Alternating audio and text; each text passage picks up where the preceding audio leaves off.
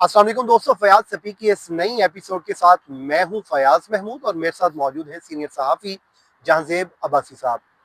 अब सियासत में एक बड़ी हलचल होने जा रही है और उसके लिए चंद घंटे बाकी रह गए हैं।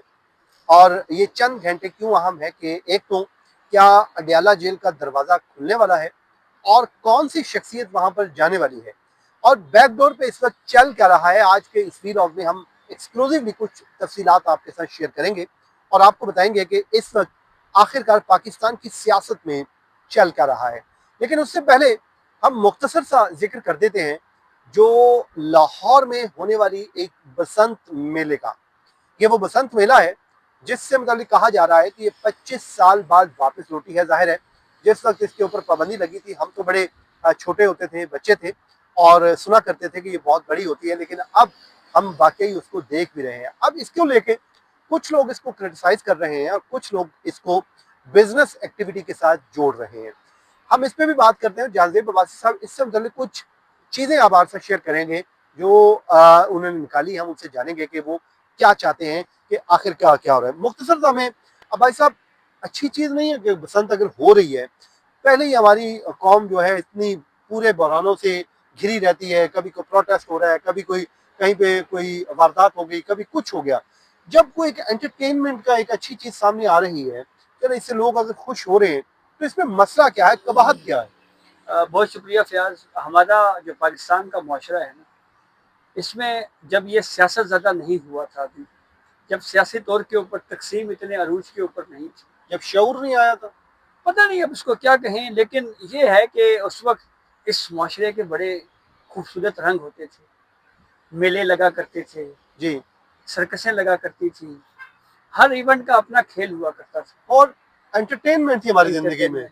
और उन्हीं त्योहारों में से एक त्यौहार था बसंत का, जो असल में बहार की आमद आमद के ऊपर शुरू होता था, ऐलान होता था बेसिकली। ऐलान होता था। ना सियासतदानों की तस्वीरों में गुड़ियां उठती थी, ना कोई इस तरह का कॉन्सेप्ट था।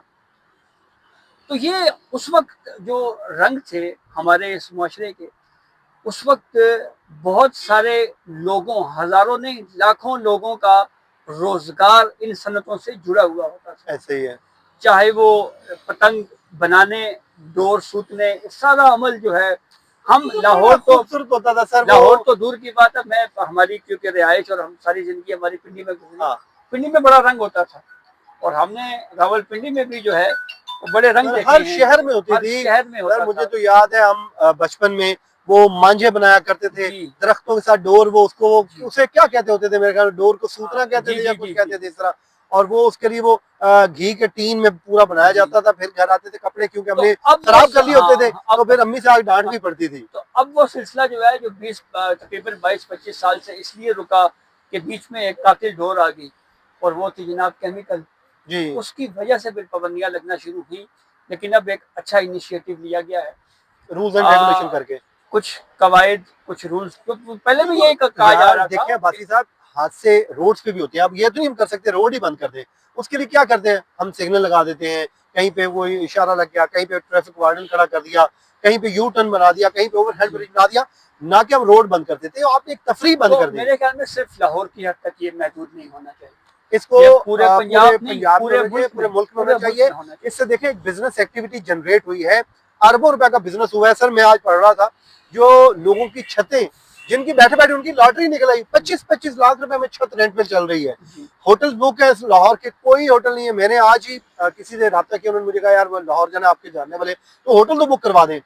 भाई मैंने जहां जो जो जानने वाला सब चेक कर लिए, कोई होटल नहीं है, सारी बुकिंग है। गेस्ट हाउस बुक है, जो सरकारी या नीम सरकारी इदारों ने अपने बनाए होते हैं वो बुक है। शेफ अवेलेबल नहीं है और लोगों के पास वहां पे टाइम नहीं है। तो एक बिजनेस एक्टिविटी जनरेट हुई है और एक सॉफ्ट इमेज जा रहा है। और ये वो इमेज है जो पहले कभी जाया करता था, पूरी जी। दुनिया से लोग आया करते थे। लेकिन अगर माजी में कोशिश की गई है, 2018 में बुज़दार हुकूमत ने अच्छा कोशिश की अच्छा, थी मैं वो। तजवीज़ दूं फयाज, मैं तजवीज़ दूं आपके प्रोग्राम से। एतराज़ एक ये हो रहा है जी कि आप जो है वो तस्वीरों वाले गुड्डे जो है वो नहीं उड़ा सकते, पतंगे नहीं उड़ाए जी, उड़ा क्या हो सकते। जाएगा, उससे क्या हो नहीं, जाएगा। पहली बात तो ये है कि उड़ाएं। हाँ, दूसरी बात जरूरत ये नहीं है है। कि बस ये आप। इवेंट पंजाब में हो रहा है ना, हाँ। सीएम सोहेल अफरीदी साहब जो खबर पसंदता के हैं, वो केपी में कर देना पसंद। हाँ वो बाबे बनाए जनाब। हाँ, वो बना ले, कोई मसला नहीं है। इमरान खान की तस्वीरें, कैदी 804, ये वो सब कुछ लगाएं। अगर यहाँ पे हाँ, मसला है मसला तो वहाँ वहां पे पे उड़ा कर लो। ले, बिल्कुल ठीक है। चलें तो जी, मैं ये कह रहा हूँ तजवीज आ गई है, कि पूरे मुल्क में होना चाहिए। बिल्कुल ठीक हो गया जी। अब भाई साहब उस मुलाकात की तरफ आ जाए जो अब से चंद घंटों बाद होने जा रही है, और क्या वो मुलाकात अडयाला जेल का दरवाजा खोल देगी? खैर, इसका बैकग्राउंड बड़ा इंटरेस्टिंग है। लीडर ऑफ द अपोजिशन कौमी असम्बली में महमूद खान अचकजई साहब की नॉमिनेशन इमरान खान ने अडयाला जेल से कहा कि हमारा ये उम्मीदवार है, और महमूद खान अचकजई अचानक नाम नहीं आया।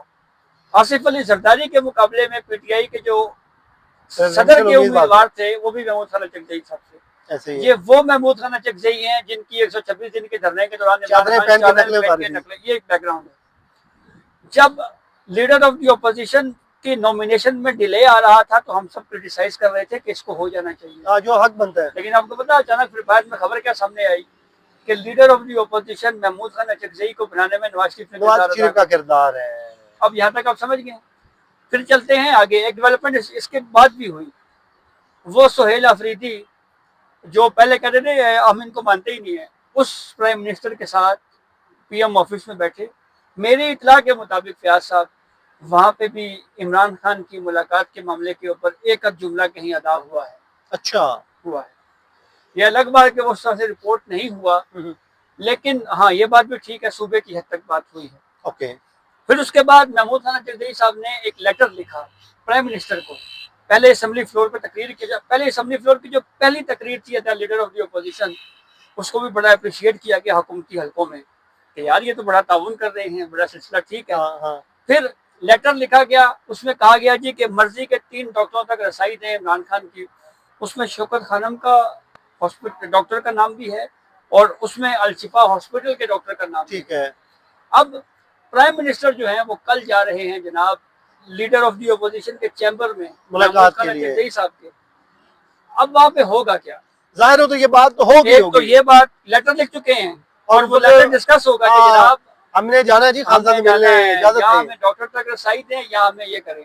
अच्छा, उधर से पीटीआई के अंदर भी एक बड़ी खलबली मची हुई है, और बहुत तज़ीक अमेज बातें भी कुछ की गई हैं। हमारी सीनियर एंकर पर्सन आसमा शरारी साहबा के आगे गई है। अब हुआ क्या, आसमा शरारी साहबा ने मुशर्रफ हुसैन सैयद साहब को बुलाया एक वीलॉग में प्रोग्राम में। उन्होंने कह दिया कि उर्दगान ने कहा था जी कि इमरान खान को मेरे दोस्त हैं, हाँ। अदर भिजवा दे। अब उसके बाद उन्होंने बुरा मान लिया, लेकिन डेवलपमेंट होगी, डिस्कशन महमूद खान अचकजई और शहबाज शरीफ साहब प्राइम मिनिस्टर के दरमियान जो डिस्कशन होगी, जो अल्टीमेटली डॉक्टर इमरान खान होगा। और आपको पता है महमूद खान अचकजई पहले भी ये कह चुके हैं कि मुझे मेरी जिम्मेदारी है इमरान खान को कायल करना। बिल्कुल ठीक है। चले जी, आज के वीडियो को इसलिए खत्म करते हैं क्योंकि अजान का टाइम हो गया है। मुझे और जहांजेब अब्बासी साहब को इजाजत दें। अल्लाह हाफिज।